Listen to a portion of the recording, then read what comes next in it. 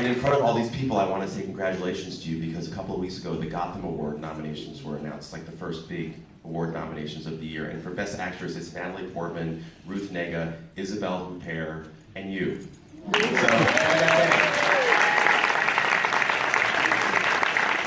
many congratulations and very well deserved. Thank you. I was actually I'm doing a movie at the moment in New York called The Only Living Boy in New York, and I was feeling myself a tiny bit walking in because I just got nominated for that award, and then Jeff Bridges, who's in the movie, was also nominated, and the director was, and I was like, oh, everyone's nominated. So I watched this film for a second time last week because the first time I saw it was this summer when it came out. And even the second time, the first 5 minutes where you're introduced to all the people, it's dizzying in an exciting way, but it is. How many times did you have to page through those first couple pages to actually understand who everybody was? Well, quite a lot of times, and also it was a real concern for me. Whit and I had this sort of epistolary relationship going into the movie because I think he was in Ireland already and I was in LA. And That means they were writing emails to each other. well, it does, because the novel it's based on is an epistolary novel, which is all letters, so it's kind of appropriate. And I kept saying to him, I'm sorry, but everyone's name is Mainwaring. No one's going to know who's who, you know, and we don't know anyone, and it's going to be a mess and a disaster. You know, of course, he managed to come up with that cards idea, which he kept quiet the entire shooting, and that came up in editing. But I thought it was such a brilliant solve, actually. It was really cool.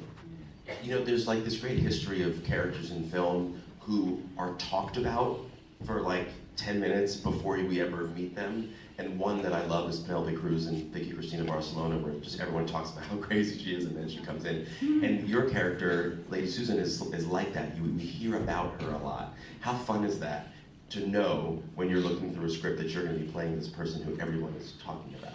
I tell you what, my first ever movie was Much Ado About Nothing, and I played Hero, which is one of the most difficult parts I've ever played in my life, precisely for that reason that everyone talks about her and all this stuff happens, but she never says anything. So that's really difficult. So it was a great relief, given that they all talk about that, and she actually says quite a lot. So, so I felt redeemed for that. I love when Lady Susan shows up at Churchill. You know, one of her first reactions is just like, what a bore. To this beautiful estate.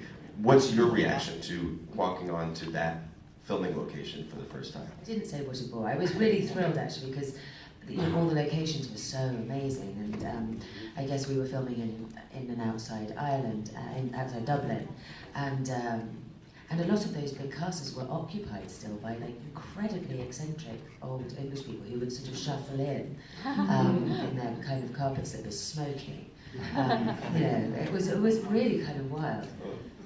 There's